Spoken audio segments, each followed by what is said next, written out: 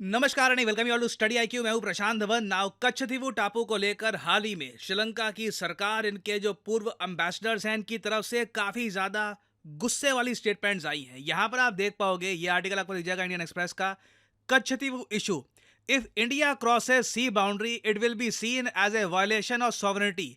ये श्रीलंका के पूर्व ऑनवॉय टू इंडिया ने कहा है और आगे ये भी ऐड कर दिया कि भारत में जो आवाजें उठ रही है कि कच्छतीवू टापू गलत तरीके से दे दिया गया श्रीलंका को, वो एक मिस्टेक थी बाय इंदिरा गांधी, जो भी इस पर आज के समय बात चल रही है, ये कह रहे हैं कि अगर कल को पाकिस्तान कहता है कि हम कुछ एनक्रोचमेंट करेंगे गोवा के आसपास या फिर इंडिया के किसी और एरिया के आसपास, तो इंडिया क्या टॉलरेट करेगा। हालांकि बहुत ही अजीब सा एग्जाम्पल है।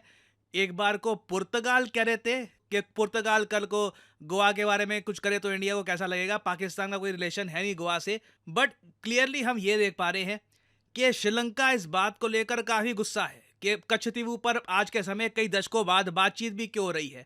ये लोग ओपनली कह रहे हैं कि कच्छतीवू टापू का जो इशू था ये सॉल्व हो चुका है, ये श्रीलंका को बिलोंग करता है इनके हिसाब से, और आगे कोई भी और डिस्कशन करने की आवश्यकता नहीं है। नाउ कच्छतीवू टापू का इशू क्या है, ब्रीफ में मैं आपको बता देता हूं, उसके बाद डिस्कस करेंगे कि श्रीलंका इतना जरा सेंसिटिव क्यों है इस टापू को लेकर। कोई पूछे इनको कच्छतीवू क्या है, इतनी बड़ी बातें करते हैं ना। आज मैं बताना चाहता हूं ये कच्छतीवू क्या है और ये कच्छतीवू कहां आया, जरा उनको पूछ लीजिए। इतनी बड़ी बातें लिख करके देश को गुमराह करने का प्रयास कर रहे हैं। और ये डीएमके वाले, उनकी सरकार, उनके मुख्यमंत्री मुझे चिट्ठी लिखते हैं, अभी भी लिखते हैं और कहते हैं मोदी जी कच्छतीवू वापस ले आइए। एक कच्छतीवू है क्या, किसने किया? तमिलनाडु से आगे श्रीलंका के पहले एक टापू किसने किसी दूसरे देश को दे दिया था? कब दिया था? कहां गई थी? क्या ये भारत माता नहीं थी वहां? क्या वो मां भारती का अंग नहीं था? और इसको भी आपने तोड़ा। और कौन था उस समय? श्रीमती इंदिरा गांधी के नेतृत्व में हुआ था। अब यहाँ पे आपने पीएम मोदी को बोलते हुए सुना, ये लोकसभा में इनका एक स्पीच था 2023 में। और ऐसा नहीं है कि पीएम मोदी ने खुद ही स्पीच दे दिया।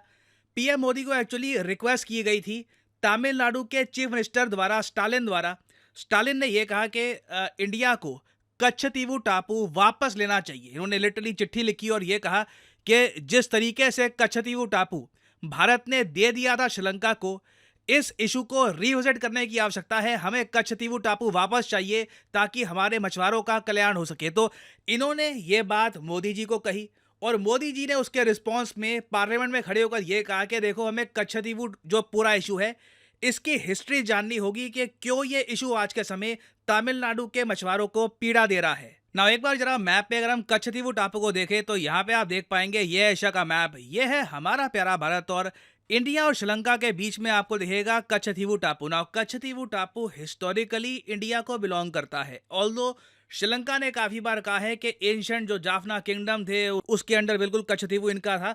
मगर उसके बाद आप अगर देखोगे तो कई सदियों तक इंडियन एम्पायर्स के पास था कच्छतीवू टापू, और ये जो सारा एरिया है ये सब इंडियन एम्पायर्स के अंडर था।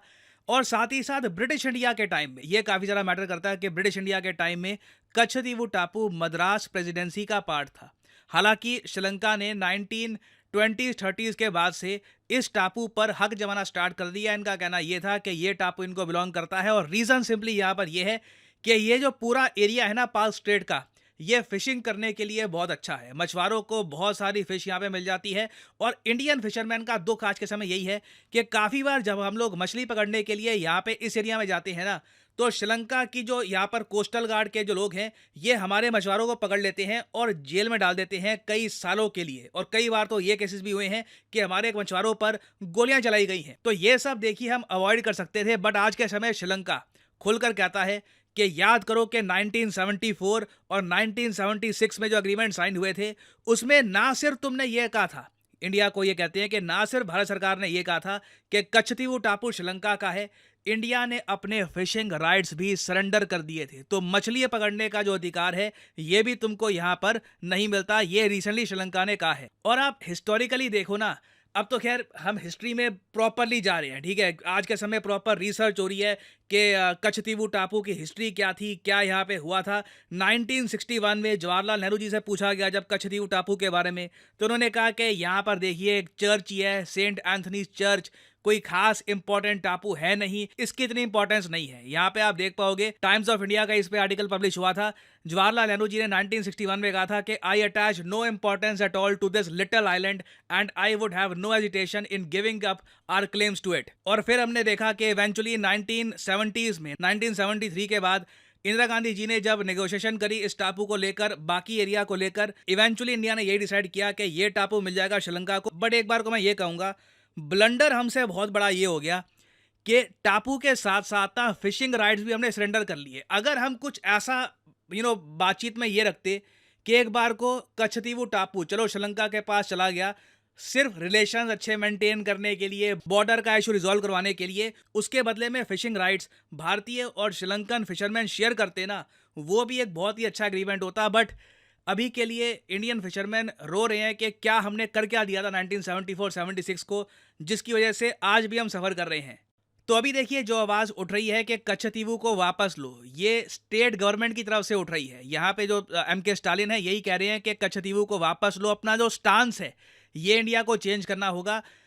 इंडियन गवर्नमेंट का सिंपली यहाँ पर ये कहना है कि जो एग्रीमेंट्स हम करके बैठ गए हम क्या करें उसका, क्योंकि देखो इन दी एंड आज के जियोपॉलिटिकल सिनेरियो में आप जानते हैं, मैं जानता हूँ, इंडिया अगर मान लो फोर्सफुली करने को हम वापस ले ले कच्छतीवू, हमारी नेवी बहुत स्ट्रांग है, एक दिन लगेगा। उसके बाद चाइना का इन्फ्लुएंस श्रीलंका में कितना बढ़ जाएगा, श्रीलंका कितना हो हल्ला करेगा इंटरनेशनली। अब बाकी जो कंट्रीज़ हैं, मालदीव्स आप कह लीजिए, उनको बहाना मिल जाएगा ये कहने का कि देखो इंडिया बुली है, इंडिया बस वापस ले लेता है जो इनको चाहिए होता है। तो ये पूरा इशू इतना इजीली सॉल्व होने वाला नहीं है। कहीं ना कहीं मेरे ख्याल से हमें श्रीलंका के साथ बैठ के बात करनी होगी कि देखिए जो भी एग्रीमेंट्स हुए थे उसमें हम अमेंडमेंट भी कर सकते हैं, हम शायद नेगोशिएशन भी कर सकते हैं, और इंडियन फिशरमैन के लिए आप कुछ रूम भी यहाँ पे निकाल सकते हैं। और आई थिंक इवेंचुअली हमें इसकी तरफ ही जाना होगा। बट एक बार को ये भी एक्नॉलेज करना काफ़ी इंपॉर्टेंट है कि किस तरीके से हिस्ट्री में हमसे बड़ा ब्लंडर हुआ था। जयशंकर साहब ने इसको अच्छे से हाईलाइट भी किया था कि Jawaharlal Nehru the first prime minister of India saw Katchatheevu land as a nuisance, कि ये तो जल्दी से निकाल लो, कोई इसकी इंपॉर्टेंस नहीं है। तो अभी देखिए इस पर ब्लेम गेम चल रहा है, और इसी बीच श्रीलंका ने अपनी साइड क्लियर कर दी है कि कोई फर्दर डिस्कशंस नहीं होंगे। मेरे हिसाब से जो श्रीलंका का स्टांस है ये भी गलत है। कभी भी ये नहीं कहना चाहिए कि इस पर कुछ डिस्कशन नहीं होगा। आप एक बार को डिस्कशन बातचीत जरूर कर सकते हैं एक ऐसे कंट्री के साथ जो आपकी इतनी ज़्यादा हेल्प करता है, ह्यूमैनिटेरियन एड के जरिए, वेरियस और तरीके से आपको लोन प्रोवाइड करता है, आपके देश का जो इंफ्रास्ट्रक्चर है वो इंडियन पैसे से बनता है। तो बिल्कुल देखिए डिस्कशंस परहैप्स हो सकते हैं, बट डिस्कशंस के बाद होगा क्या ये देखना होगा। ये जो इशू है ये आसानी से रिजॉल्व होगा नहीं, मोस्ट प्रॉब्ली कई साल लगेंगे डिस्कशंस करने में। नाउ फाइनली यहाँ पे मैं आपसे पूछना चाहूँगा एक क्वेश्चन, क्या आपके हिसाब से इंडिया को कच्छतीवू टापू वापस लेने का प्रयास करना चाहिए, या फिर आप मानते हैं कि नहीं, इससे एक बड़ा फॉरेन पॉलिसी संकट सामने आ जाएगा, चाइना एक्टिव हो जाएगा रीजन में? बताइएगा इसके बारे में आपका क्या ओपिनियन है, मैं जानना चाहूँगा आपका opinion. Share it in the comment section below. और हाँ, फाइनली यहाँ पर मैं ये भी ऐड कर दूँ कि लाइफ में अगर आप एक बार प्रॉपरली यूपीएससी एग्जाम की तैयारी करना चाहते हैं, आपके पास अभी टाइम है, आप एक कॉलेज स्टूडेंट हैं, आपके पास 2-3 साल का टाइम है कि आराम से प्रेपरेशन करके एक प्रॉपर अटैम्प्ट दूंगा यूपीएससी का, तो स्टडी IQ के अफोर्डेबल कोर्सेज अवेलेबल हैं। ये कोर्सेज आपको हेल्प करेंगे प्रीलिम्स से लेकर इंटरव्यू तक।